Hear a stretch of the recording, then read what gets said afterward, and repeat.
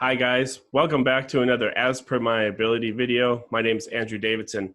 In today's video, we're going to be talking about symmetry in board games. And it's going to be in three different categories: symmetry, asymmetry, and then what we've determined as engine building games. So those are the types of games that we're going to be talking about in those three different categories.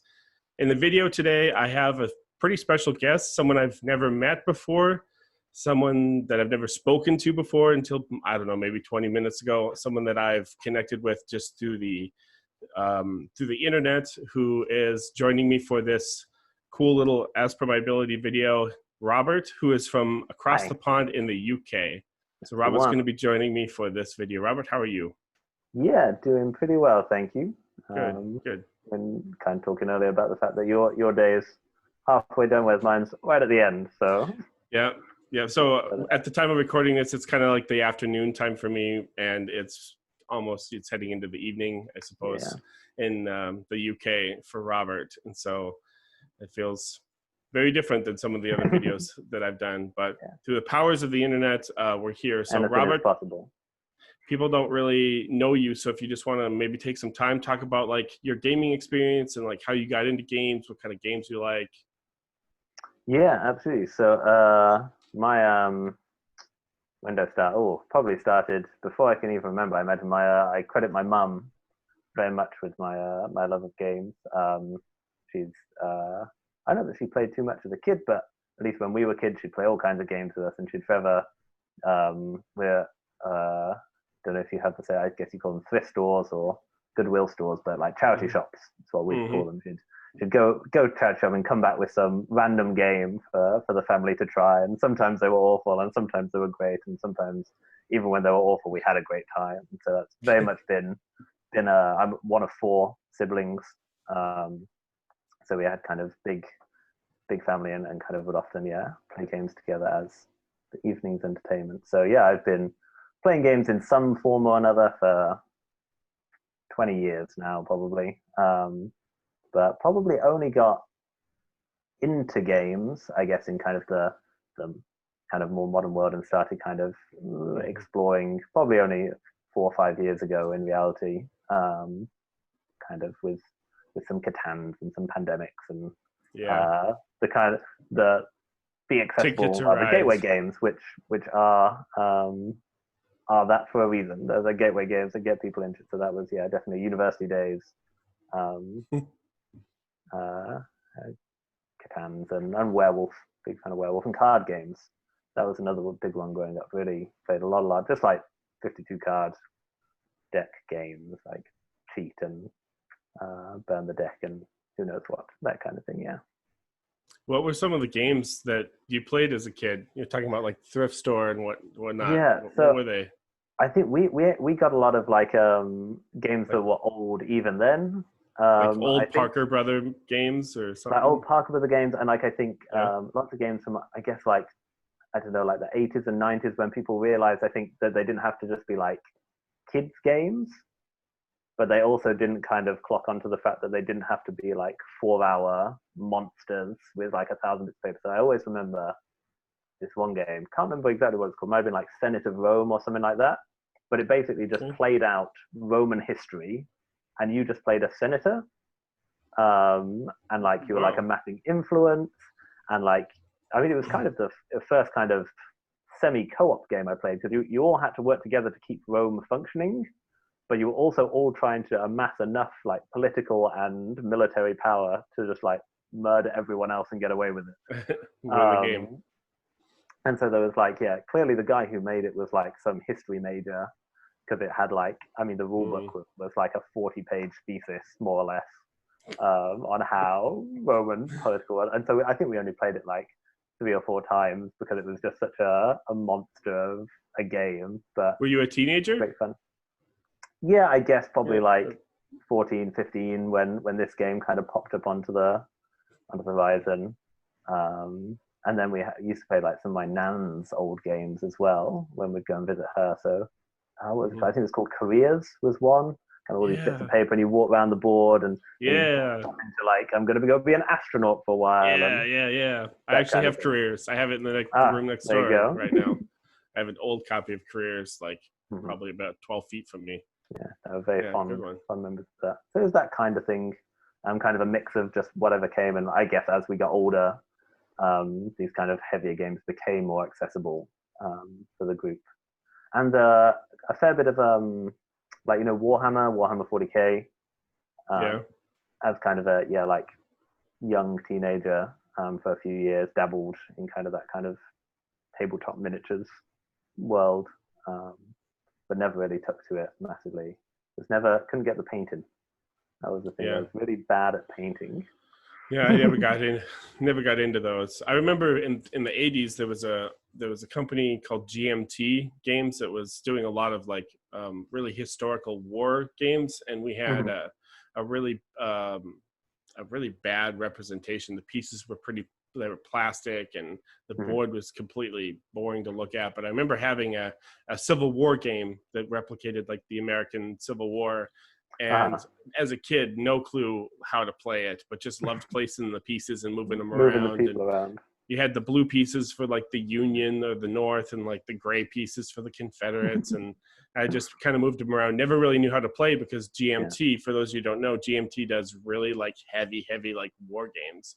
And I forget what the name was called. I think it might have just been like Civil War the Game or something.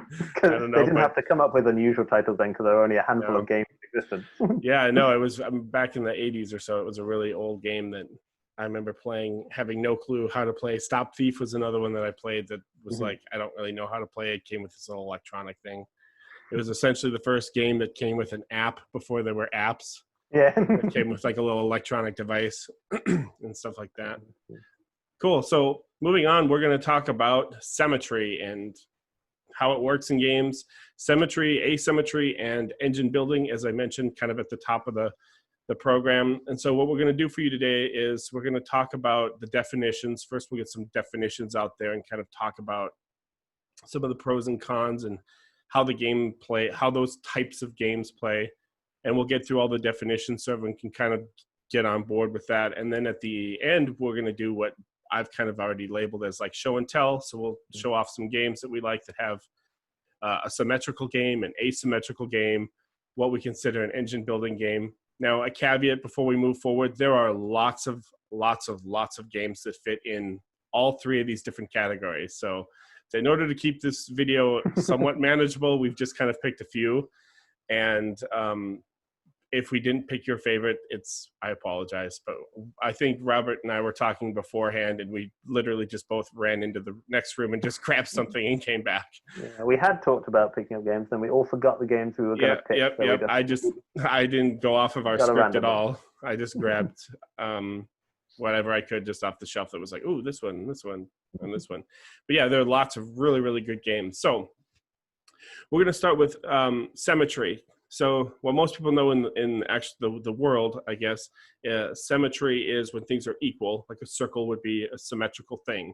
And so when we talk about symmetry in games, we're talking about things being equal. So a symmetrical game is a game where it plays the same for me as it would for Robert. The way that I win the game is the same way that Robert wins the game. What I do on my turn is the same thing that Robert does on his turn. Everything is very symmetrical. So there are some symmetrical games. Of course, the biggest game recognized worldwide, and I blame McDonald's for this, is Monopoly. And so Monopoly is I thought you were going to go with chess on that one. I was leaning chess, didn't see No, that. the number one recognized game in the world is Monopoly. There you go. And so Monopoly is, whether if you like it or hate it, whatever, it's a symmetrical game, because what I do on my turn is I roll, I move, depending on where you land, you draw a card, you can go to jail, you can play like your money for auctioning to like obviously collect these different colors and things like that. And so a symmetrical game is basically, like I said, everything is just kind of even for the players. Now, does that mean that there's not different strategies involved? Not necessarily, and that's one thing that I want to get out kind of early as we move forward, is that we're not talking about symmetrical things or symmetry as far as there's only one, like a linear strategy. that probably, I think Robert would agree, would fall into a different kind of a discussion. I mean, that's kind of a snakes and ladders kind of game, isn't it? Where, or there's only one thing you can do. The thing you can do is roll the dice and hope for the best. Yeah, snakes and ladders, or like Monopoly. There are some current games, some more modern games that are symmetrical games that we'll probably talk about later or talk about at some point. But that's the definition of like a symmetrical game. It's a game that plays the same for everybody. You play the same, you win the same, like nothing ever really changes. And potentially, quite importantly, you often start in an identical or almost identical position, I think is another key aspect. I mean, for some of the other types as well, but often, like, say, Monopoly, you all start on the same space. Someone doesn't get to start halfway around the board, or same resources. Like you all start with the same kind of like a opportunity. Nobody starts with more money, or you start with less money because you go second, you get less money. What about Settlers of Catan is what I was thinking. How would you feel this would come in as a symmetrical game? At least the base game. I know there's 1,000 expansions that I have not played, but I think I would class it as a symmetrical game purely because the game doesn't place you in different places. You do that kind of yourself. So I think the game almost starts before you put a single road or village, town, village, whatever they're called, the little houses. Community. Like that's how you create the asymmetry. So it's probably on the spectrum between, say, like asymmetry to engine buildy type games, because you are creating a kind of engine with where you place them, but in reality it's so far towards the symmetry, because in reality you all have the same opportunities at the start. You just do it, and you're still always, everyone's trying to do the same thing, which is to score the 10 points in broadly similar ways. Kind of, obviously you can go like, oh, I'm going to have more armies, or the longest road, or I'm just going to build loads of cities, but like you're all kind of doing those things, you're just focusing on different areas, I would say. Yeah, and like, again, just I've only played the base game of Catan. I have not touched any of the million expansions, so they may, we might be saying things that we just really don't know, or at least me. But the symmetry that I definitely want to focus on is the fact that what I do on my turn is the same thing you do on your turn. How I win the game is the same way that you win the game. And so I feel like Catan is kind of like that game. Like it's a symmetrical game. Another one that's a shoot off that we could talk about is a game called Machi Koro, which is kind of a shoot off of Settlers of Catan, where everyone does the same thing on their turn and everyone wins the game by doing the same exact things. And so that's how we talk about symmetry. So let's talk about some of the pros and cons. Robert, do you want to start, or do you want me to kind of start off? Sure, yeah. I Symmetrical think games. One thing we kind of, when we had our initial discussion, was kind of just talking about teaching and how there's a big difference in that between sort of asymmetrical and symmetrical games. And I think teaching definitely becomes a lot easier if everything's the same, because you've potentially at least halved the number of rules someone has to learn than if there's asymmetry. Obviously, you've got to learn what everyone's doing, whereas there's just one thing, you say it once, everyone knows what they're doing. It really often, I think, cuts down that time quite significantly. I agree. And I think even in like there's the initial teach, but then even in like the learning of the game as you play it, I can learn from watching you play a symmetrical game, because I know everything that you can do, I could have done, or I could be doing. So if I see you making a really good move, I'm like, maybe I should like try some of that, or kind of, it makes sense. Whereas again, in an asymmetrical game, I have to work out my own strategy, because if what you're doing has potentially no application to what I'm trying to do, because I can't take whatever action. I can't take a mine action because only you have that action in this game. So yeah, and we'll get into like asymmetrical games in a moment. So I'm just going to kind of echo a lot of what Robert's saying in regards to teaching. Symmetrical games are a really good place to start if you want to get good at teaching games, or you just want to build up your teaching persona or your presentation. Symmetrical games are really good because, like Robert said, everyone has the same thing. So you don't have to break it down and say, okay, you, Jim, this is what you can do. And like Sally, this is what you can do. It's just everyone listen up. On your turn, you roll dice, you move, you do this, you draw a card. And so they're a lot easier to teach. They're a lot easier to get to the table for new gamers, I guess. Like Ticket to Ride I always say, is a huge gateway game, which is easy to teach and very symmetrical, at least with like the base game, because you all kind of start off doing the same thing. Another one that I kind of was just thinking of last minute was kids. I think symmetrical games work really well with kids or young adults. And the reason why is because kids, for lack of better terms, like things to be fair. They like things to be like equal, okay? When they're getting into games when they're younger, when you have children, if some person can do something that they can't, it's a little harder for them to grasp how the game works. Yeah, but Johnny might be upset because Sally can move her pawn twice, but it's like, but Johnny, you can draw 2 cards on your turn instead of 1, whereas Sally only has. That's a little bit more complicated for kids. So I think, and to understand that those things balance out and there's pros and cons to each one, but unfortunately they're as valuable as each other. They should balance out anyways. Well, if the game designers done their job, hopefully there's not just one side that they balance their game at all. I absolutely agree. And I think go ahead. So I'm just looking down at my notes, just make sure kids, teaching is good. Do you feel that these kind of games, at least for you, Robert, hit the table more? They're easier to hit the table due to the teaching aspect? Ooh, that's a good point. I would say there's probably more. I mean, maybe there's some change in that, but I'd say, at least only historically, there's more symmetrical games than there are asymmetrical games or even engine builders, I would say broadly, in my experience. Okay. And so I'd say potentially just by weight of number of games coming out. Or again, this is over maybe a longer period, maybe the more recent games have favored kind of that ability to differentiate. But I'd say maybe due to that. And I think certainly when I've played with kind of in a game group or with newer people, they absolutely hit the table more just because of that kind of simplicity of teaching and ease to get into, and people kind of, the intuitiveness of them is often quicker. So I think when you've got only like one other person who's played the game before, or even no one, and you're bringing a game fresh, it's easier to present a group with a symmetrical game than it is to say, here's this super complicated, and you should have read your rules in advance, really, but never mind. And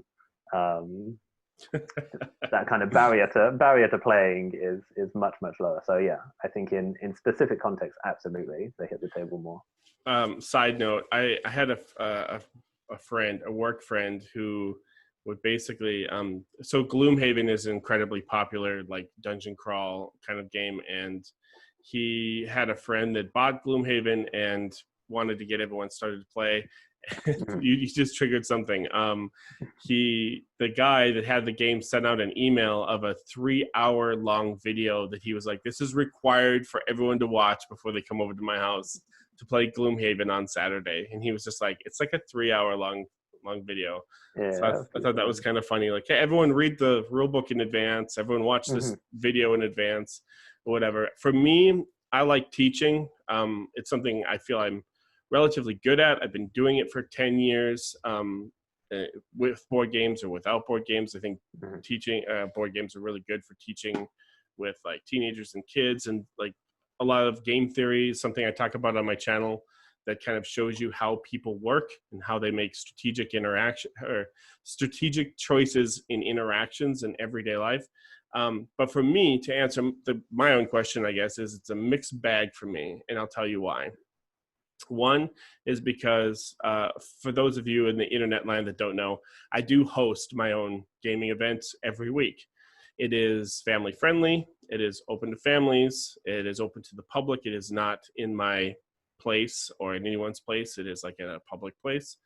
And so it hasn't been running due to the COVID thing, which is the time of we're recording this, but typically I do run something. And so Symmetrical Games, when you have families that show up or kids that show up, a 12-year-old kid that shows up that wants to play, those games really do hit the table. So ones that we really like to play, I've mentioned Ticket to Ride. I'll mention like King of Tokyo is one.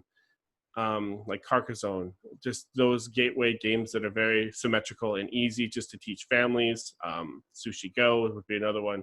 And so 50% of my answer is going to be that. The other 50% of my answer is, in my own personal life, I game with a lot of gamers. It's true. Like, I have friends that are gamers.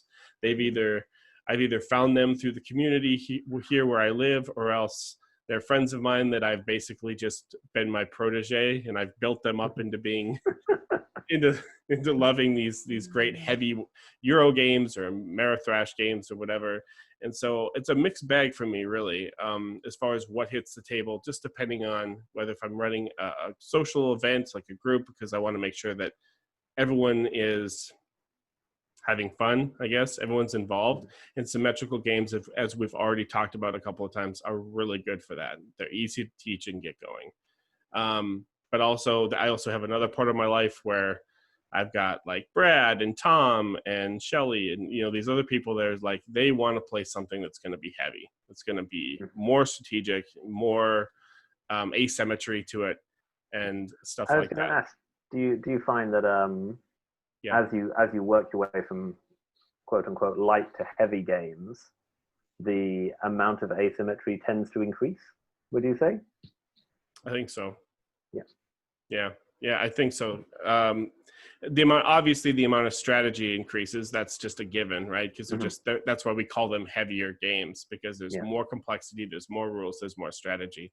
But I think the asymmetry would increase. I don't think that there's a symmetry game out there or a symmetrical game, I should say, out there that is a really heavy game. Not off the top of my head that we really love to play.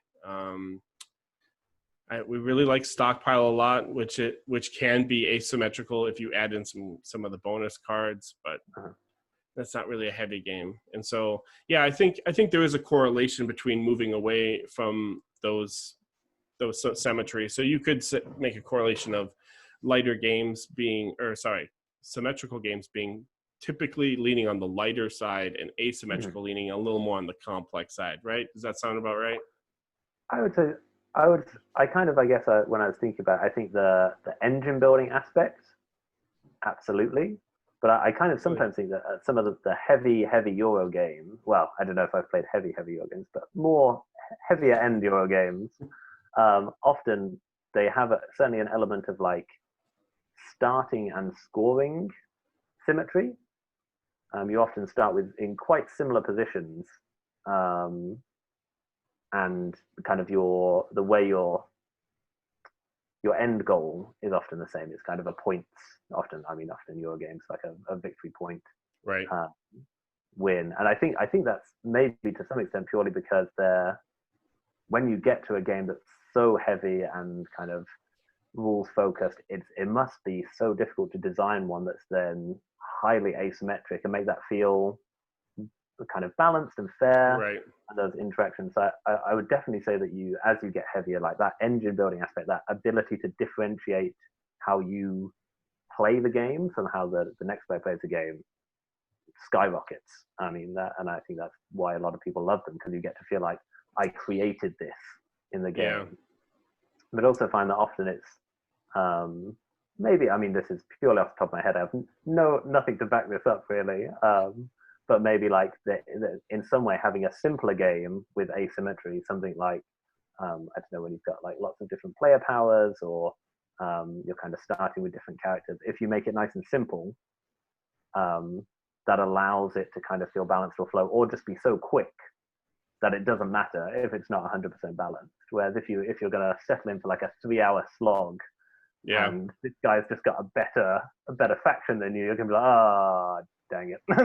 That's so P. So I don't know if that's entirely true, but to some extent in my head, that holds true. So the cons for symmetrical games are basically, we've kind of touched on.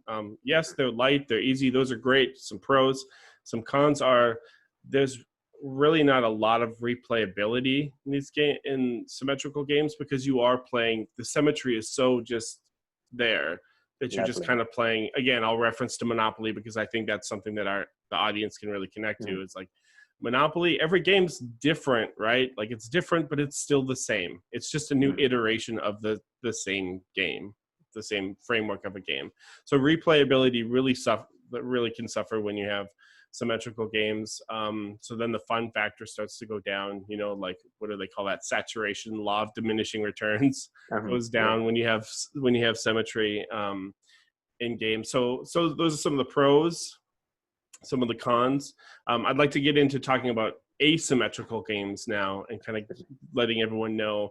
So if you haven't guessed already, if you've kind of been hanging tough with us, asymmetrical games are pretty much the opposite of what I was just explaining. So an asymmetrical game is going to be, I play the game on my turn, very different than how Robert plays on his turn. And I can win the game very different than how Robert can win the game. And again, I know I'm repeating myself. I'm not necessarily talking about I'm picking a different strategy than what Robert is picking. I'm saying the game fundamentally is saying, I play the game this way. Robert plays the game this way. There's different scoring objectives, or there's a different way that I can win. I can win if I control all of Europe. You know, that's the way that I can win. And Robert can win if he gets up to 20 resources of something. I don't know. I'm just kind of spitballing. Absolutely. But the opposite wouldn't be true. Even if I conquered all of Europe, that's not a win condition for me. No, so because you're not playing that side. I'm not even doing any conquering in the game. It could be like conquering isn't an option for me. I'm purely focused on this resource gathering. And not purely because you have to stop me from doing what I'm doing. Yes. Right. So there is that little bit of like, I need to do good things for me, but I need to do bad things for the opponent or whatever to be competitive so that the game's not over.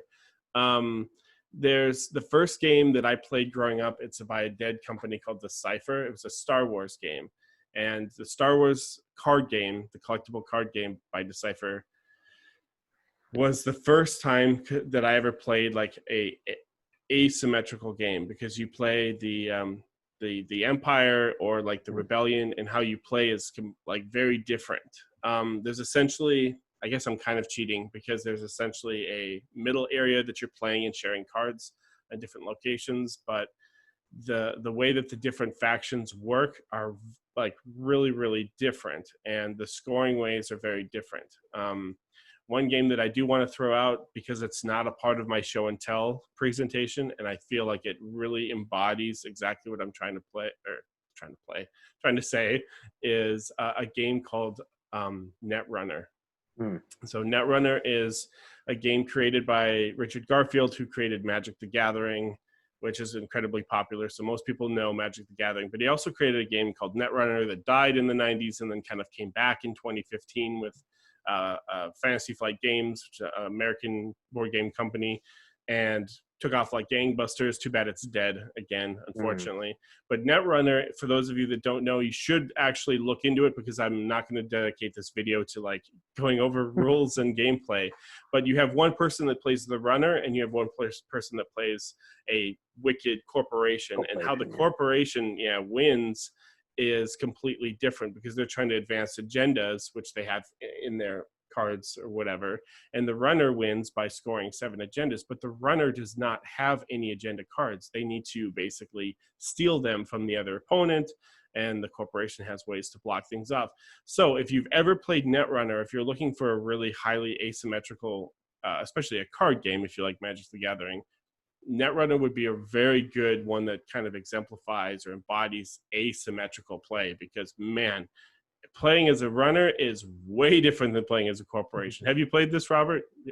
I haven't, but I have read about it. But I think I unfortunately missed the Netrunner train when it was kind of active and coming out, and kind of but kind of in hindsight have seen it and would love to try it at some point, because I think it, again, I think that's such a cool dynamic to have, that kind of, I mean, to compare it to Magic, which I have played, which is, I mean, it's maybe harder to categorize, but in some ways it's quite symmetric. You're both playing spells or monsters, you're both trying to kill the other person. So even though you can modify your deck completely differently to your opponent, you're still fundamentally doing the same things and trying to achieve the same goals, and you start in a similar position. Whereas, with Netrunner, I just can't do a lot of the things that my opponent can do, and Hmm. the way I win is completely different, and my deck is designed to do an entirely different thing, like quite fundamentally, if I'm Yeah. a runner or a corporation. So no, have Yeah, and the only way that the runner can win is to get cards because they don't have any scoring cards in their deck, and so they have to be. The runner has to be. They have to run early runoff, and they have to be very aggressive. yeah. So running is for a very aggro player, whereas corporation is for more of a defensive, I guess, turtling, if that's the right term, Yeah. player. Which I am terrible at Netrunner, by the way. I have played it multiple times. My brother and I do enjoy playing it a lot. I'm terrible at it. I'm probably more of a corporation player because I do like kind of just sitting back. Every time I've tried to play the runner, I've just been like, okay, be aggressive, and it never really works out. And so let's talk about. I'll throw it to you, Robert. Pros and cons, Pros and asymmetrical cons of games. asymmetry. I think Yeah. almost one of my favorite things about asymmetry, which I think kind of we touched on with the Netrunner, is kind of that you can use it to set a really interesting dynamic up in a game, which I think, I mean, in symmetrical games that can happen, but it often requires the players to do it. Like the players around the board have to create a dynamic, and that can happen or not happen. Whereas often with an asymmetric game, you can say this player is the aggressive, this one's the defensive. You're trying to run and hide, you're trying to chase them, you're trying to do X, Y, and Z, and they're the opposite. Or even with multiple players, like kind of give each player a role and then watch all those ideas come together in a way that kind of, again, if the designer's done their job, create something really fascinating and intriguing and engaging. So I really think in at least the asymmetrical games I played, I've really enjoyed seeing those dynamics come to life. And the game kind of does that a little bit for you. It helps you out and kind of fits you into roles, which shouldn't be limiting, but are just kind of fun. Right. I think that some of the best games are like asymmetrical games, like in my opinion, just because again, bringing it back to Netrunner, it's cool being able to be like, this is how I play, this is how you play. Like you said, those kind of dynamics. The Star Wars game that I referenced from years ago, games like that are definitely more interesting. They're more complex. But then let's go back to the teaching issue. I'd say it'd be completely the opposite end on the teaching issue because I recently, within the last year or so, I taught a game behind me called Scythe. And in Scythe which we'll talk about more when we get to engine building, I think. But I'm just using this as an example. In Scythe, everyone has you have two boards essentially. You have a top board, which is your faction, and then you have like kind of like what your faction's ability is. And so as I was teaching the game, what I usually like to do when I teach is I like to have everyone kind of like follow along with me, on their board. If you have a board in front of you, I say just follow along with me. This section here does this section here does this. And it was incredibly difficult for me to teach because what I had set up in front of me was completely different than what everyone else has. Because I'm like, well, let's talk about the move and the bolster action, because those are paired together in my board for Scythe.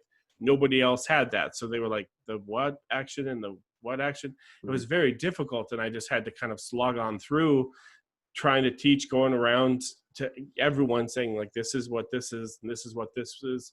I also had, just anecdotally speaking, what was it? Captain Sonar, which is another game where everyone has such specific rules that it's like, I can't just say, hey, listen up, you collective heads of Knuckle. This is what we're all doing. No, I had to basically pull everyone aside and say, this is how this works. This is how this works. And then you get someone that has a question and like, okay, wait, hold on. I'll come back to you because I'm still working on getting my engineer, like how to play the game correctly or whatever. And so to comment on the teaching aspect, not that these are bad games and you shouldn't buy them because they're tough to teach, but they're more challenging to teach than symmetrical games. Also on the kid aspect, which is another thing I want to talk about, it's tougher on kids, as I mentioned, because kids like things to be fair. And when you have that different type of dynamic, it's hard for them to really, it can be, I should say, I shouldn't make generalizations, but it can be hard for like a younger person, a young adult, maybe a young teenager to understand the different dynamics going on within a game, since they haven't really been exposed to a whole lot of that. So those are some of the negative things, I guess. The teaching aspect, it doesn't necessarily work for families most of the time. Anything else you want to chime in, Robert? Yeah, I was just thinking kind of in that asymmetry, I think even, I mean, much as you talk about kids, I think even in adults, depending on the way they're approaching a game, it can really swing either way. Because I've often found in like kind of more highly asymmetric games, especially where you have kind of very unique powers or abilities for each kind of faction or whatever it is that's playing the game, right, that if someone's come and they're kind of like quite strategic and they want to kind of work out the game, they can sometimes, like when someone does something that they just kind of had missed in the teach or they weren't taught about it and it comes out of left field, I think you can kind of get one of two reactions. Like the one, which is maybe the more negative one, is that someone will kind of be like, oh, well, if I knew you could do that, I would have done this differently and this differently, and my whole plan is ruined. And it can kind of lead to a little bit of despair almost at like, oh, if only I'd known kind of thing. And of course, it's because of that kind of long teach, you're maybe going to have to just give people specific things to learn, or you're not going to be able to teach everyone everything about everyone else. And so especially like the first few times of playing, I think people can get caught out. I mean, the flip side of that, and kind of if someone's just coming in there, hopefully just kind of in a good mood and enjoying it and not too worried, it can be a really positive thing. It's like, oh, you get to that, that's amazing. Like, and like you can have it can be like a really kind of there's kind of those surprises and excitement and kind of you can just be excited for the other person that they got to do a cool thing. But I think it can kind of go either way depending on what kind of attitude someone has brought to that game. It can go kind of one way or the other. Yeah, another negative or con, I guess, in our pros and cons list is asymmetrical games are typically longer games. Now, Netrunner is a card game and it can go on the shorter end, but typically, and I know this is an umbrella statement, they usually go a little longer than symmetrical games because, again, symmetrical games are just easier to teach, easier to play, easier to hit the table. So that's kind of another con about asymmetrical games. But so one of the pros, I think, is that in the world that we live in, whatever generation that we're going through, people want to be unique. And I think that is a real big appeal to gamers and playing in games. I don't suffer from it a whole lot myself, but I would definitely be lying if I said that it didn't ever happen to me, because there are a few times where I'm just like, yeah, I get this certain character. I can do this. Like, I love what I can do. Example of that is a game called Colt Express. Colt Express is like a pre-programmed movement game. It doesn't really matter. You're kind of all robbing from a train. There is a character in there called Ghost, and he has an ability that no one else can do. And I'd be lying if I had been like, I'll take Ghost. I'll play that character. Because I really like reaching across the table and just sliding that player back towards you. It's like, you guys work it out amongst yourselves. And so, but people do like that. And so I'm guilty, like Colt Express. I love playing Ghost. Some people love just playing, like, I love to be able to have my own uniqueness of, on my turn, I draw 2 blue cards and you can only draw 1. Yeah. In Netrunner, the corporation always draws a card. The Netrunner has to pay to draw cards, or not pay, they have to use like turns, like clicks is what they're called. And so that's a really cool thing. There's a different like dynamic there, and I think that's a pro, because we're talking about some pros now, is that people like to be unique. They like to have that sort of thing. No, absolutely. I also think it kind of in the kind of maybe the opposite to what I said before, when, and again, I mean, at least a lot of the guys I play with now, they don't mind too much about winning or losing or feeling like they did well. But I often think when you've got that asymmetry, it doesn't encourage you in the same way that a symmetrical game to compare yourself to the other players. So even though you might win or lose, you can know that, like, I did well doing my thing. Correct. And you weren't trying to do my thing. So it's not that you did my thing better than me. It's that you did your thing better than I did my thing. And that's, I think, again, like, I think fortunately, again, people I'm playing with, that's not too much of an issue. But with different groups when I play with, I've noticed some people kind of, some people don't like to lose. And I think that's a very human thing. And it's not, I mean, obviously it's not ideal, but it's not bad. And And so I think that kind of can often take the edge off that loss. It's not like in a game of chess where you were just out strategized and you had no hope. It's like, we just had these two dynamics and it turns out this side won. But in reality, what I was doing is I was trying to do my thing, and I could have done it really well. Or I did a really cool thing inside of my thing that I can just be really proud of. And losing take away from that. It keeps the game competitive, but it's not as competitive because you're kind of like, I'm trying to do my thing. I recently, actually just last night, I played a game of it's a game called Welcome to Your Perfect Home. It's Welcome to is what they call it. It's a flip and fill game, which is not my favorite type of game, but I've really been enjoying it. Well, I lost the game, but I went into the game having a certain kind of thing that I wanted to do, and I was like, you had a couple more points than I did. It was just a 2-player. It was just me and one other person. I was like, you had a couple more points than I did, but you know what? I didn't use a single dang park or whatever. Like, I didn't use a single pool because I wanted to focus my points on something else. Yeah. So, yeah, it's like, did I lose? Yeah, totally. Good job, Nina. Shout out to you. You won. But you can still have that feeling of like, well, I did the like best I can. Yeah, you can personalize it to like what you wanted to do, like what your faction does, or how you approach the table of how I want to play. I want to play like this kind of a way or this way, or focus on different things.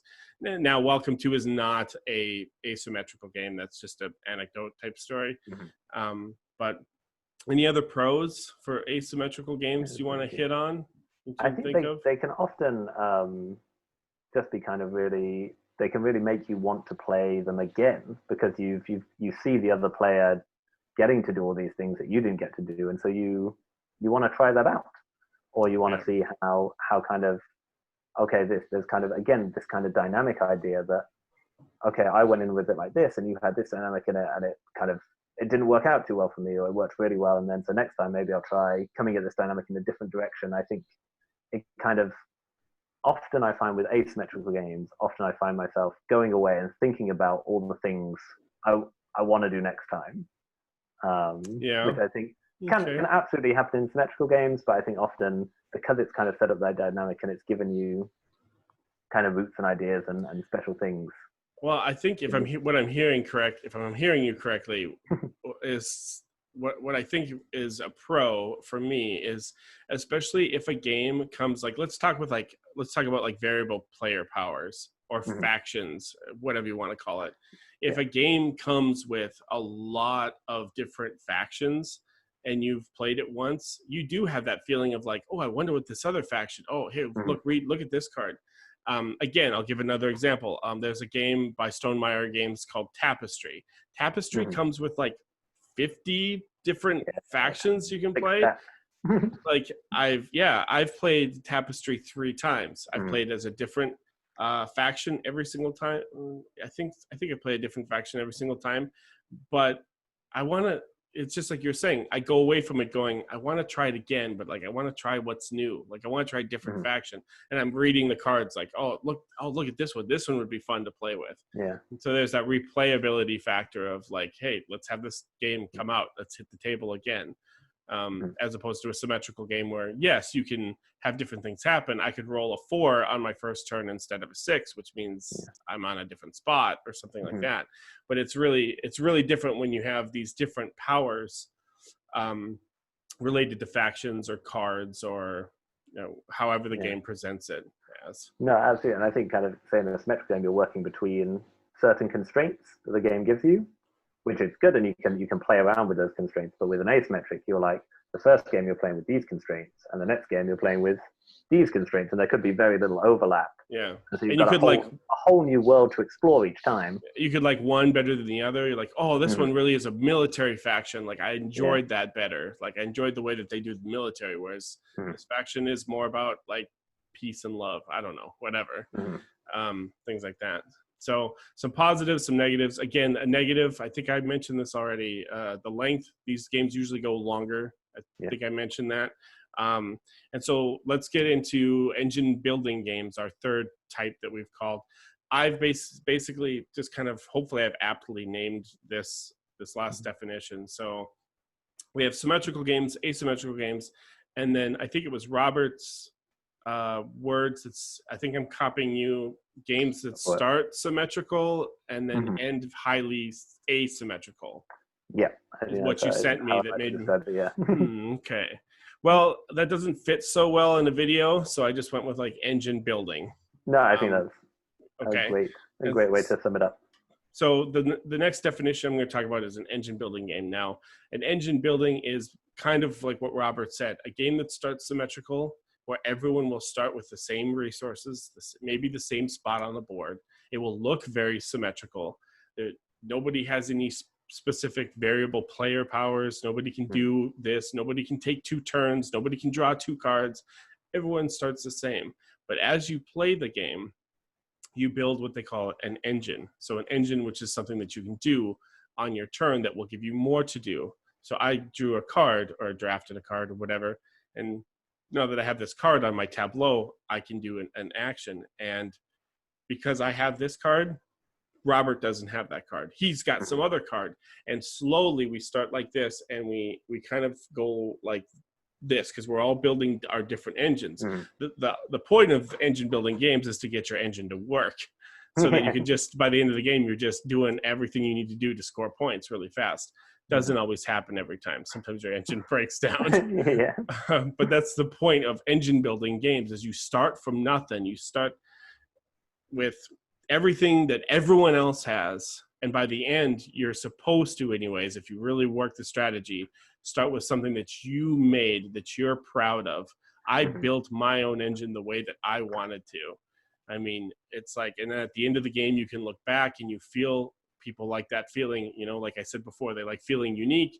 They like feeling that idea of like, I put something together, you know, to borrow from that song, started from the bottom, now we're here. Like we've just moved on up and we've all made our own things. And so engine building games are quite fun. They're quite frustrating too. Like I said, if you just can't get your engine to work, if you don't get the cards that you want. A game that I'm going to throw out for us to at least reference, because I referenced Netrunner in the last one, is a game called Wingspan, which is really a popular game that hopefully, have you played Wingspan at all? Yeah, a few times. Okay, at least we can kind of comment on Yeah. on that one. That one's one where everyone kind of starts off, but as I'm taking cards and taking actions and stuff, I'm doing more things on my turn at the end of the game than I am at the beginning of the game. So you're kind of building on to something. And so, Robert, pros and cons, engine building games. I think they get at least in the teaching of mechanics, they are much more to the simpler side often. Kind of similar to the symmetrical games, you usually only have to explain it once. There might be a little bit more to explain, but again, you're just explaining one version of the game to everyone around the table. And so I think you have that, at least in the initial teach, it can be very quick. Like, I mean, Wingspan it's got like a 4-page rule book or something like that. Yeah, not big. It's a phenomenally elegantly designed game. Even though it's not a heavy game, but there's a lot going on, lots of things you can do. But just kind of the basics are like, I don't know, 3 different things basically that someone has to be aware of. And I guess kind of the way they differentiate is often then explaining how to play the game becomes a lot more tricky. Because then the kind of, I don't know, have you ever played a game called Great Western Trail? Does that I'd say that comes somewhere into a kind of engine building, or kind of starts symmetrically, or start the same and then you play. And often I've explained that, and I mean that's a little longer to explain, but it's the same for everyone. And a couple of times someone's then turned around and asked me like, so what do I do? Like, because the game gives you this whatever you want to play with, and so I think often that can be a little intimidating for players when you're like, you're going to draw these cards, you're going to build an engine, and if it's not intuitive to them how you would build an efficient engine in this game. And I know when someone teaches me one, I'm often like, is this good? Are these things valuable? Should I be going for these? And like a lot of questions pop up and they either explain or don't, and so I think there's that kind of, maybe because it opens up that world for you, and you've got 100 options to go for. That can be intimidating in a way that maybe asymmetric games aren't, because they set that dynamic a little bit. They give you not completely, but a little bit of your play style. They give you a nudge in like, maybe try this. This is the way that this game should work for your player, or your like player power or faction or whatever. So I think there's like it has that. parameters. Yeah. Yeah. So I think that's kind of how I often think the difference between, say, an asymmetric and an engine builder is that kind of it doesn't give you that helping hand. Yeah, I've definitely had a few times recently. There was someone we were doing an engine building type of game, which I'll talk about the type of game in a second, where I'm going to generalize it, where it was a female that was playing, and on her turn, she wanted to take, like, let's say a blue card. And we're like, okay. And she was very just hesitant of like taking it. Do I want blue cards? And we're like, you can if you want. Are blue cards any good, or do I want red cards? And you're like, you can do whatever you want, whatever engine you want to make, whatever strategy you want to go for. And I think that's what Robert's talking about, where in that moment, the player just goes, I have no clue, guys. I don't know. Because a lot of us are raised on symmetrical games. It's just true. Careers, Monopoly, like, we're raised on those symmetrical games where it's like there's always a linear way to like do things. But it's like you can get blue cards. The game I'm talking about is Star Realms. It's an older it's an older game. There's red cards, there's blue cards. So like blue cards help blue cards. Yellow cards link with the yellow cards and they help you do more things. That's the game that I was talking about. And so a lot of times it's just like, I don't know. And so building your engine for a game, especially your first time when you're learning, I always try to say from a teaching aspect is like, this is just a learning game. Like, don't worry about like winning or losing, just learn the game. If you can learn what you can do on your turn and how the cards work, that's like a plus. That's a win right there. Because then the second time you play it, then you can focus on, heck yeah, I want those blue cards because I know what they do, you know. So for a teaching aspect, I think that they're kind of easier to teach than asymmetrical games. Because again, referring back to the Captain Sonar situation, which is just a whole crazy thing, but it's kind of, you can teach as you go. You can kind of give just the basic framework of like collecting cards, you know, using Star Realms. You know, deck building games are huge, you know, starting with Dominions, the like Star Realms, and there's the whole like legendary series. Yeah, thank you. The whole legendary series of like, I have X-Files, I have Aliens, I have Buffy, I have the Marvel one. So there's all that deck building type of stuff where everyone just starts with nothing, or not nothing, but they all start with the same thing, and then you just kind of build up from there.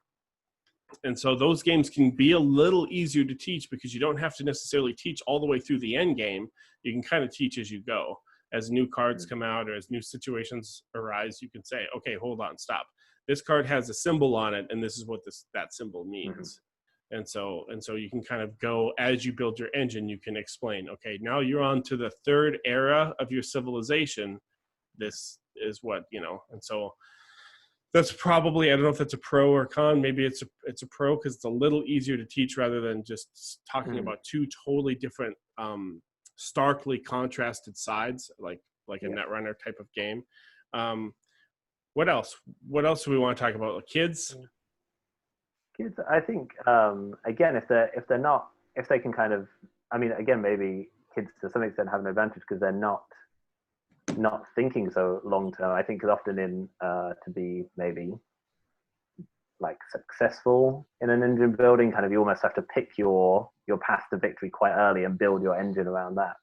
But I think for kids, often if they're not worried about that, and if they're not too bothered about doing it, it can be they just get into it and they just enjoy exploring all the options that they suddenly have. It's like, wow, I'm gonna have that card because that looks cool. I get to do this thing, and they just enjoy the process of watching an engine fail or not, or do well. Whereas I think in some ways for kids, other ways for kids, I think they'd again have that kind of just indecision. I think they often, engine builders lead to kind of analysis paralysis being the phrase that's often used, because there's so many things. If you want to, you could spend half an hour thinking really hard and working out what might happen for the next 3 turns. And so is this card or this card actually best for me?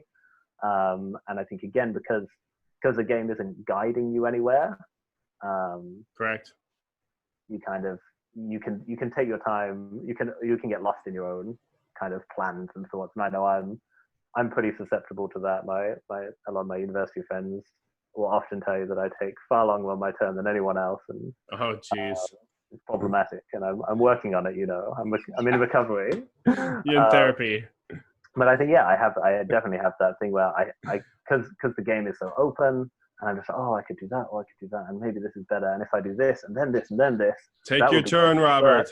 And then that's exactly that.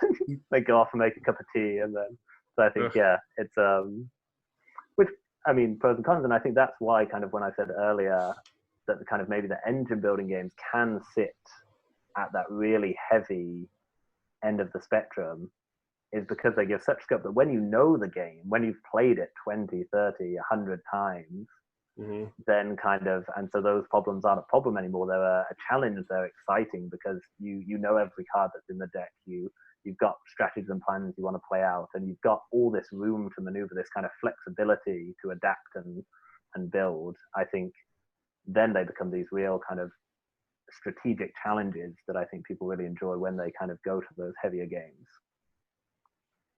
So going back to the kid aspect, and when I say kids, I don't mean like toddlers. I just mean like, like preteens, like 8, 9, 10, 11, 12-year-olds.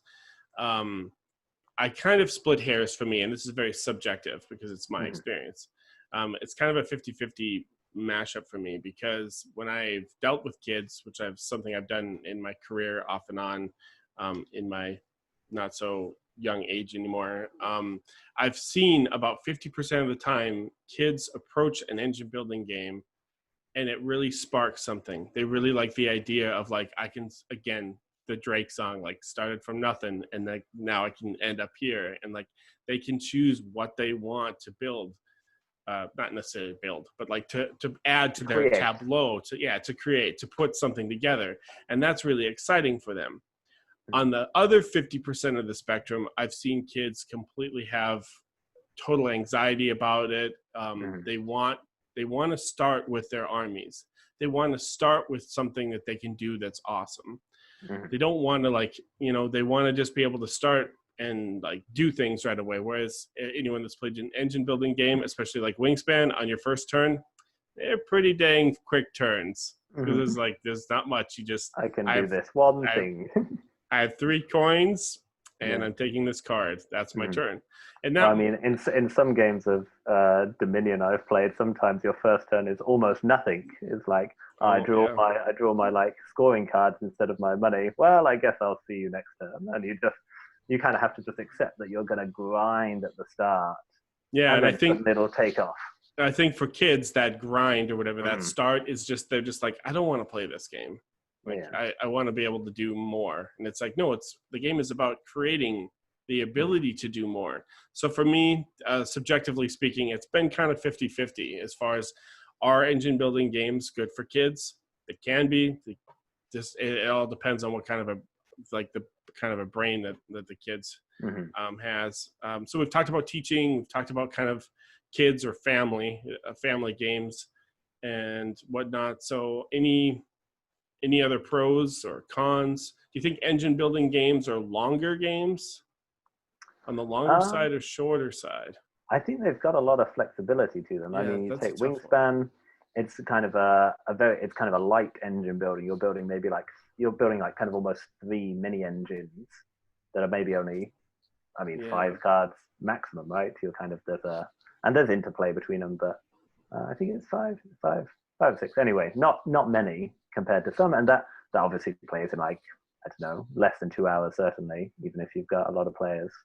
So I think it's kind of, you've got a lot of scope to play with them, where some can really, you can build these massive engines. But I think when they're good, you almost kind of want to end them just as your kind of final engine kicks into place. Because I think when it goes beyond that, that's when it gets really long, because you suddenly, now that you've built this phenomenal engine, you're going to do 50 things on your turn, because you've got a thing that makes resources, that lets you do a thing which gives you more cards, which lets you get more resources, and so you want it to end just as that happens. So then you feel that elation of, I built this really cool thing, but you don't have to then wait 45 minutes while someone takes their turn. Well, if their engine is doing that, the game Mhm. should be close to the end. I mean, Yeah. your engine, if it's built right, you should be doing, like, I'm drawing cards to get coins to convert them into points. And the next Yeah. turn, cards, coins, points, or Mhm. whatever it may be. Yeah. Now, a game Scythe behind me is another game I would say is an incredibly long game, a much longer game than something like Wingspan. Wingspan plays on the box, it says like 60 minutes, I think. And I could see that. Scythe, I would say, good luck playing in 60 minutes. Seriously, like, unless you're playing solo. Scythe is, or Great Western Trail is another game that's where you're kind of moving cubes off your board to unlock more things that you can do. Mhm. Scythe has the same mechanic, I guess, as Great Western Trail, where, oh, I did this, I get to take a cube off my board, which now unlocks, oh, now I can draw 3 cards on my turn instead of 2, or I can produce 3 oils instead of 2. And so you're kind of building up like that. But I would not classify those as short games or medium games or whatever. There would be the longer games. So they're an evening. they're an evening. And so I guess coming back to it, for the pros and cons in regards to the time frame, it's really a pro or a con, just depending on what kind of a game that you want to play. I recently played a game of Twilight Struggle, which is like a Cold War 2-player simulation game. Incredibly long game, but I assume you're still playing it, right? Yeah, it's still set up, like it's still going on somewhere. It's I don't know. Much I think real time for the actual Cold War, like 20, 30 years. It's like we probably have to wrap this up because I think it's going to be my turn soon for Twilight Struggle. So I'm going to have to go. But yeah, I mean, that game was really long. Not saying that it wasn't pleasurable, because I do enjoy the game, but it's really long, and you do start with very little, and as you start playing cards and playing influence, and your board changes and stuff, and I'm not going to get into the whole thing of how to play the game, but it can go very long and it can be very satisfying. So it really comes down to engine building games. What are you looking for? They're more versatile games in regards to duration, complexity, because there are some deck builders out there that are engine building games that aren't that difficult. They really aren't. They're not that difficult to learn. And then there are, on the opposite spectrum, there's some deck builders that are like, man, this has a lot going on for a deck builder, or like Scythe, the Great Western Trail, Viticulture. Some longer games, mostly Euro games, but some Ameritrash games can be incredibly long too, when it comes to engine building games. So with that having said, kind of wrapping up the definition portion of the 3 different things we're talking about: symmetrical games, asymmetrical games, and then engine building games. The last thing I had for the show, I guess, tonight is to do kind of a show and tell. And so I've picked out 3 games for each, 1 game for each category to kind of show off. I know Robert did. We didn't stick to our list at all, so this is going to be like brand new. I also think I forgot to get a symmetrical game, but never mind. I got 2 asymmetrical ones and an engine builder, but okay, I'll talk about one. just talk about one. I'll go first, and we'll start at the top with symmetrical games. Now, I should say, just preface this, everything that I'm going to show is basically the base game, just what you're seeing. I think there may be someone that could post a comment online saying, oh, there's some small expansion pack that you could buy that changes the game. For example, Stockpile. Stockpile is an auctioning game. There is a variant where you can get cards where everyone does have special abilities. Okay, so like Stockpile to me is still a symmetrical game. So that's the caveat on that. So the symmetrical game I want to talk about is a game called Tokaido. In Tokaido, you are basically traveling down this Japanese trail, which Tokaido is Japanese for something. And you all start at the same spot. You all end at the same spot, and you all kind of do the same thing on your turn. You all win the same way. I don't know what's called in the game. Victory points, basically points. Equivalent, yeah. Yeah, something like that. You all end up at the same spot. You go from one end of the board, start here, and you go to the other end of the board. It's not necessarily a racing game. But on your turn, you just decide how far do you want to go. Do you want to move down to the next village or shop or spot on the board and take different actions? And it's very symmetrical because everyone just kind of does the same thing on their turn. The real strategy that comes into it is whoever's in last place gets to keep going. So if you do fall behind and people kind of jump ahead to score something or to take a certain action, I want to stop in this village because I want to get some money from the bank.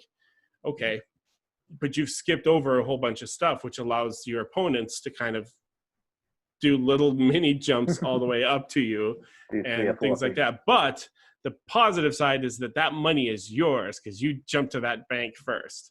That's the plus side and the downside. And so Tokaido is what I would call a gateway game. Have you played this, Robert? I have, yeah, a few times. Okay, a few times. I mean, I think I don't know the version I've played that you get kind of a player power at the start. I don't know if that's true in the base game. But other than that, it is absolutely kind of, you don't gain any powers, you don't lose any powers, nowhere you go gives you a special ability, you're just plodding along. I mean, very enjoyably, absolutely, I've very much enjoyed it, but kind of you're not developing a character throughout the game or learning in that sense, Yeah, I guess there are characters that give you your starting money or yen or whatever. So you can kind of draft characters in that aspect. But as far as how a turn works and how the objective works, it's pretty much the same thing for everyone. And would you consider this quite? Oh, go ahead, sorry. Would you consider this a gateway game? Yeah, I'd say so. I think it's pretty easy to teach, and you're always pretty clear on what you're trying to do. It's like get the things that score you points, get to the end, have the most points. It's very intuitive, I think, in many ways. Yeah, it's a good game. Yeah, no, I do enjoy it. I played it for a while then. Yeah, I think this is the one that I forgot to bring, but there's a game called Photosynthesis, which I don't know if you've come across. I do. But it's kind of, entirely symmetrical. You all start with kind of two small trees. I mean, you place them on the board in different places, but kind of everything is the same. And kind of, the whole game is just a quick rule explanation. There's kind of this hexagonal board. You've got trees on the board, and this around the edge of the board, kind of the sun rotates around, lovely and thematic. And if your tree's in sunlight, you get light points, which is basically the currency of the game, or the resources of the one resource in the game, which you then use to plant more trees, grow your trees, and then eventually cut down your trees in order to, that's the one, score points. And so kind of the whole game is that no one has, even though kind of your trees look different, it's a very, very pretty game, lovely artwork, but no one's trees work differently to anyone else's. Everyone does the same thing on their turn. They kind of use their light to do one or more actions, to either plant a tree or cut down a tree or grow a tree, and that's about it. Kind of and then the kind of skill and the strategy of the game comes in doing that slightly more efficiently or blocking another player, but kind of in essence, you've all got the same options. There's no engine building. You just put trees down, they get you light. You put more trees. If you did that better than the other player, you win. So I think it's a very abstract, no chance to the game. There's no kind of just this kind of everyone starts in the same position, ends at the same point, more or less. I think, it's a very thinky game though. It's one that sorry. A couple things about this game. First of all, it's a blue-orange game, which I absolutely love. I love blue. I love blue-orange, even though most of their games are light and kind of kid-oriented. Their games always look great. Their games aren't necessarily always great. There's one that's called Vikings on Board that's just phenomenal, great, looks amazing, and it's not really that great of a game. I do own a copy of it, but first thing, blue-orange, awesome. Photosynthesis, second thing, I think it looks great. As I kind of had a picture up on the screen, you can see the three-dimensional aspect is awesome. The collecting light and where you place your trees and stuff is awesome as well. It really would appeal to younger kids or families due to the three-dimensional tree things. Okay, Bobby, place your little tree out, or whatever. That really has it working for. I don't. And this is just getting into personal opinion. I'm not challenging whether if it's symmetrical or not. I don't think that this game has a ton of replayability, and that goes back to what we were saying about symmetrical games. I think there is a saturation point. I think you do just get to, what can I do on my turn? How can I go about, because it's not a big board. Where do I start on my board? Where do I want to, you want to try to get to the middle section for whatever reason. And there's kind of a law of diminishing returns in the replayability for it. But that's not saying it's a bad game. I'm just kind of exemplifying that idea of like symmetrical games can kind of burn out, right? Because they don't offer that a whole lot of choice in regards to like Monopoly. It's a different iteration, but it's the same game. No, I have to agree. It definitely doesn't come into my favorite games. I think it's one of the best examples of integrating mechanics and theme I've seen in a game, and I super admire that. Yeah. Kind of just that it all kind of makes intuitive sense and it plays so easily. But yeah, like I think I don't own the game. I don't think I'll ever go out and buy it because I don't. But if someone pulls it out, I'll probably have a game. But I think there's not that. When I finish it, I wasn't kind of thinking, oh, I wish I'd done that and that and that. There's not kind of that flexibility. It is do that thing efficiently, and probably if I'd thought more about it, I would have done it more efficiently. But I didn't. But no. So yeah, I think great. Photosynthesis, though, great pick. Wasn't one that I was thinking about at all. So really great pick. I'll go on to the asymmetrical game. So the asymmetrical game, I really wanted to use Netrunner, but we talked about it ad nauseum in this video, so I'm not going to use Netrunner. Instead, I picked a two-player asymmetrical game that I've been playing and enjoying, and just picked up some awards nominated for some awards recently, which is called Watergate. Yeah. And Watergate is about the 1970 Watergate scandal with President Nixon in American history, where one player plays the Nixon administration, and the other plays an investigative journalist who is trying to like expose Nixon for the Watergate scandal that happened like years and years and years ago. And so again, going back to our definitions of asymmetrical play, how the two sides play are completely different. Nixon wins the game a completely different way. The journalist wins the game a completely different way. And there is a lot of push and pull in this game, kind of a tug of war. I want to get things closer onto my side of the board. You want to get things closer to your side of the board. And then there is also kind of this, it looks kind of like a spider web of like where you're trying to connect links to like people in order for the journalist to win the game, but they can't do that unless if they have the tiles to do so. And the Nixon player is always kind of pulling them away and he's pulling them back. And so what you do on your turn, I guess I'm cheating here a little bit because you do kind of do the same thing on your turn. The cards are very symmetrical or asymmetrical, because there are two decks. It's like you don't shuffle them together. It's like this is your deck, this is my deck. So the cards that I play are not the cards that you're going to be able to play because they're in my deck. And again, the winning conditions are completely different. And it's a great game. I've really enjoyed it. I've probably logged about 5 plays of it so far. I've played both sides multiple times. I enjoy playing both sides. But yeah, it's a new one that I just kind of picked up probably not even a month ago or so. And I've really been enjoying it. 30 to 60 minutes is what it says on the box. And it's called Watergate. Nice. Yeah, no, I've heard some really, really good things. Haven't played it myself yet, but it's definitely one on my radar to pick up at some point rather, because I think it looks very good. It's good. I recommend it. Yeah. So my asymmetrical one is this game. Oh, it's reversed, but it's called Quite Havoc. It's what does it play? Well, it plays 2 to 4 players, and it's kind of an area control game. And again, it's maybe in some ways similar to Watergate. You're doing things very similarly on your turn. So you've got these kind of 4 factions battling to control this alien planet. It's nice generic sci-fi setting. Okay. So you're all kind of doing similar things. You're moving your units around. You're building buildings. You're creating new units. That kind of thing. It's kind of card-driven game.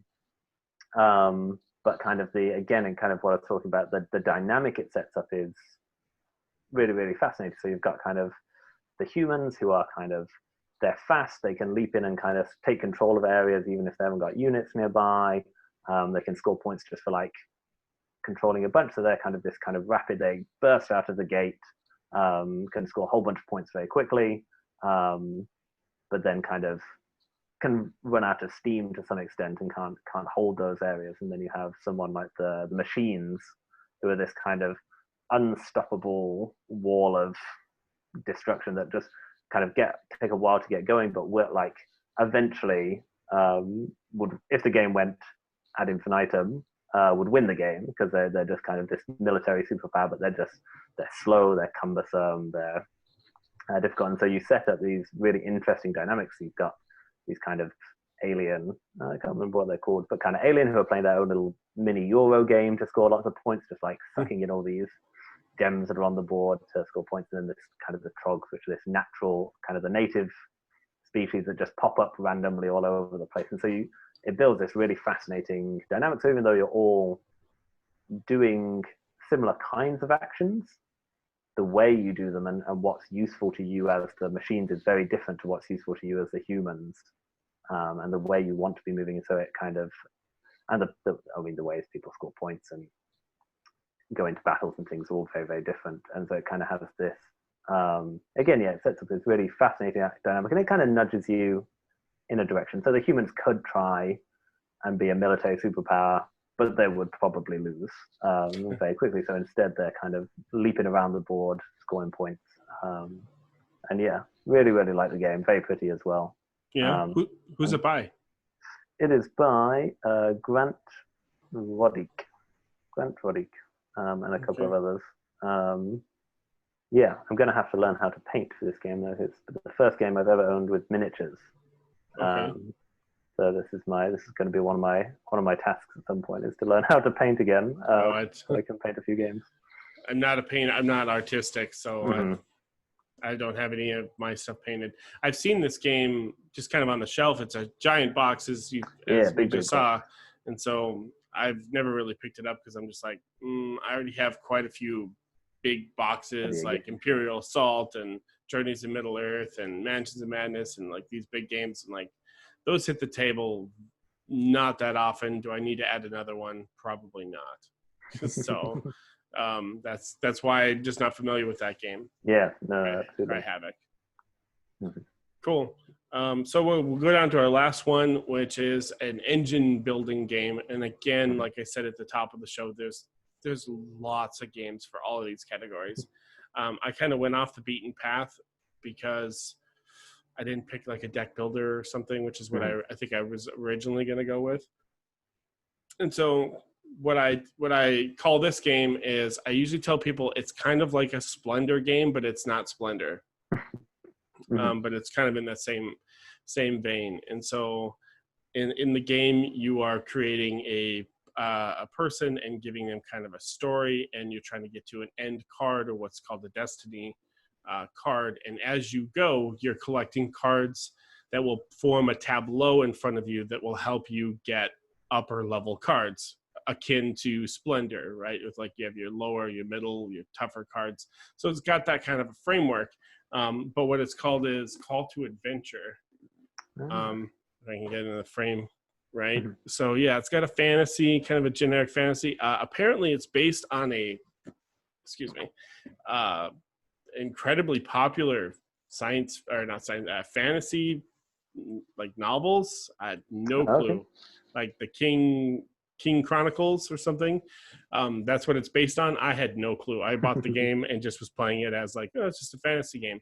But yeah, in the game, you are kind of building a tableau where you're doing that Splendor sort of thing of like, I have so many icons that allow me to roll that kind of icon, or you don't roll, you have runes in this game. And you build your engine from there. You go from part 1 of your life to part 2, and then to part 3 at the end of your life, where you're supposed to fulfill your destiny. And if you do, you get points, and there's like a scoring after that.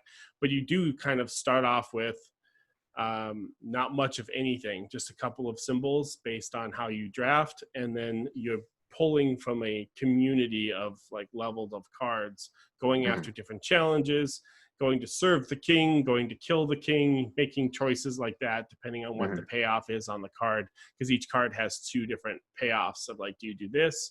If you do, you get this. If you do this. And so it's got a little bit of a type of a narrative to it, where you can kind of create a narrative for your character.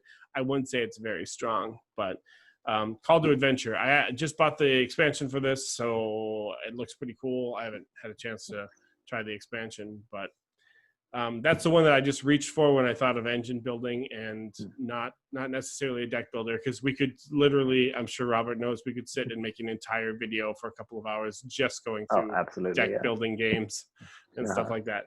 So I mean, you could do one for all the expansions of Dominion that would last probably 3 to 4 hours. I think there's like 11 expansions, 12 expansions. I'm sure, yeah. And so, yeah, so mine's, I should show the back, actually, so people know. You're not rolling dice in this game, which I thought I would hate. I'm like, I'm going to hate this. You're rolling these basically 2-sided coins called runes, and you're not really rolling them. You're just tossing them on the, and I was like, this is dumb. People like rolling dice. That's why we have dice. I got to say, the runes in this game, these things are really satisfying. It is. It's really fun to put them all in your hand and kind of shake them up, throw them out on the table. I was very surprised on how much I liked the runes, because when I first saw it, I was like, why are they not using dice? This is not a very good idea. But no, it works really well. So Call to Adventure. Nice. I also avoided the deck builder trope for my asymmetric game. Well, maybe something of a deck builder, more like a tableau builder. It's, again, my camera's flipped around, but it's Architects of the West Kingdom, which is a game or a series of games I absolutely love. And so kind of, I guess, in many ways, it comes under like a worker placement game is what it is fundamentally, but it has this wonderful kind of engine building aspect to it, or at least in my head, that you kind of view as you go through, you draft you kind of purchase these kind of helper cards, and they really swing which way, because it has this kind of variable various ways of getting victory point game, but the way you get victory points can be very, very different. So you can do it by building these buildings, which give you powers. You can do it by building this main cathedral. Kind of the story of the game is all these nobles coming together and you're building a cathedral, or you can go the complete opposite way and become this villain on the black market to make a ton of points by being completely unscrupulous. But yeah, you kind of pull in these cards, and they allow you to, whereas like to begin with, if I go on the stone place and you go on the stone place, we both just get 1 stone. Whereas later in the game, like depending on what cards I've drawn and how many other people I've kind of put on the stone place before, I might be getting 3 stone and I get a gold, or I get to do a build action for free, because I've kind of built up this tableau of cards that is kind of is your engine, and then your workers are kind of your input, and then the fun stuff is the output. And I think it's got that really kind of both kind of that asymmetry in the kind of the route you choose in which to score points, and you're building this little engine to make that route more efficient for you than it would be for anyone else.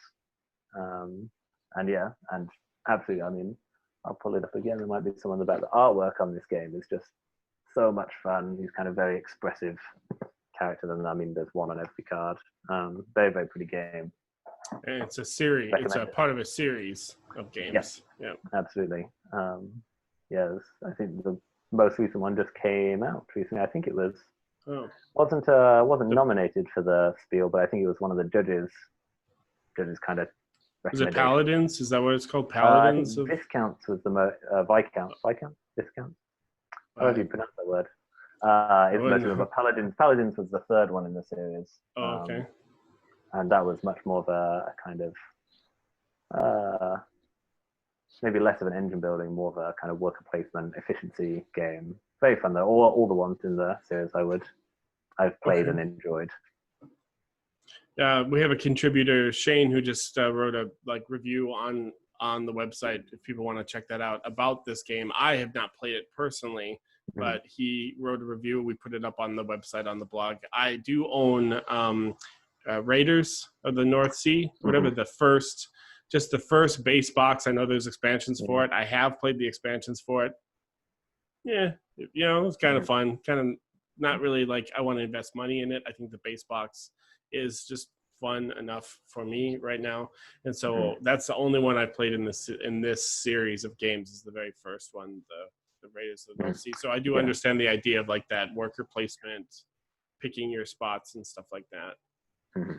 No, I have the Raiders of the North Sea also would recommend, and that's a really good, in my way, like maybe not quite a gateway game, but like a nice intro to worker placement. I think for people because it's a little bit softer than some worker placements because you have that kind of give and take, so no spaces are blocked off to you. So yeah, that's a nice intro one, and they get a little bit heavier as you go along. By paladins, it's like spent a lot of time thinking about paladins when I played it. It's like, there's a lot of choices to make. But I'm getting off topic. They just add to the complexity, I guess. Yeah. For each one coming out. Yeah, I do like those games. At least the first one, and they do look interesting. So I'll have to give it a check. And after reading like the review and stuff, it looks fun because you can kind of be nasty and you can jail people, right? There's like a jailing mechanic where you have to spring your people out of jail if you want to get them back, because you got to have workers to do stuff for you, because if you can't do anything, you will fall behind. And so it is guaranteed you will fall behind. And so that aspect of it intrigues me. So I will have to try. And it never, I would say, just not to put people off, it never feels nasty. Oh, really? Compared to, it's not, because you absolutely take their workers and then you sell them to the jail and they have to get them back. But it's a really nice little ecosystem it creates, because you only take people's workers when they get too greedy. Because that's the only time it becomes worthwhile for you. So if you can put like multiple workers on the same spot, and the rewards get better and better and better. But then when someone jails them, they take them all. So you never feel like they're picking on you. It's just like, I kind of did this to myself because I went for 6 stone, and it was too much. Of course, someone was going to take my worker. So there is that interaction, but it never feels personal, which is very nice. I blame capitalism. That's all I have to say. For sure. Yeah. Just gonna keep getting more and more and more until someone stops me. So anyway, so that's basically the 3 different games that we had for this video, where we're talking about symmetry in games, asymmetrical games, and engine building games. Hopefully the definitions came out. You guys will have a better idea or understanding of, next time you sit down and play a new game, of like, oh, this feels like an asymmetrical game, or someone might say this is an engine building game, and you'll kind of have a better feel for it. You've got some like recommendations by Robert and I, if any particular category strikes you a little more based on the pros and the cons, and whether if it's good for your family or if it's good for someone that's not really great at teaching games and stuff like that. And so thanks everyone for tuning in. I want to thank Robert from across the pond. Pleasure. I get to finish out the rest of my day, and he gets to like end his day and probably go to bed. I'm going to go to bed, after this. And so, so thanks for joining me. Thanks everyone for watching. I'm Andrew Davidson from As Per My Ability, and I will see you guys all at the next video. Bye.